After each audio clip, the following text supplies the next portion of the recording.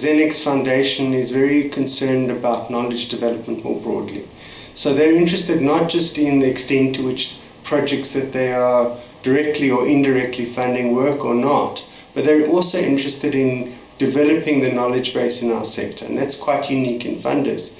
They are paying attention to developments in the field, research in the field, and they're obviously using their projects, their interventions, their research interventions in particular, to advance their own understanding and much more broadly in South Africa, the understanding of the sector. So they are not simply contributors to interventions or research projects, but they think very carefully about it, and each intervention, each research project is designed in a way that will contribute to the knowledge base.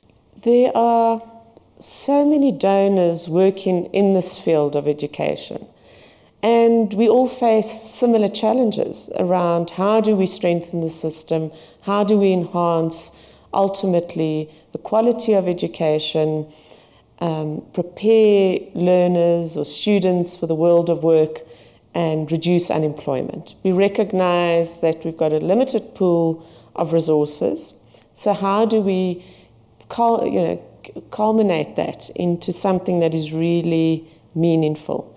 And in our sector, knowledge is power. It's our asset.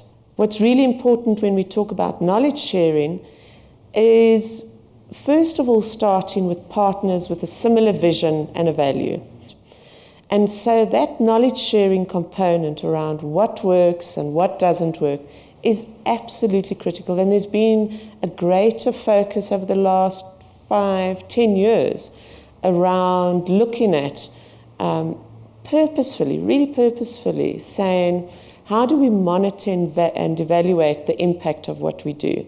Sharing those lessons, leveraging in terms of our partnerships, and avoiding duplication, and bringing together different funders to say, how can we collectively, as partners, have a greater impact in society? The research funded by Zenex has found its way into policies and programs of government, which are aimed at improving math, science and language performance in the sector.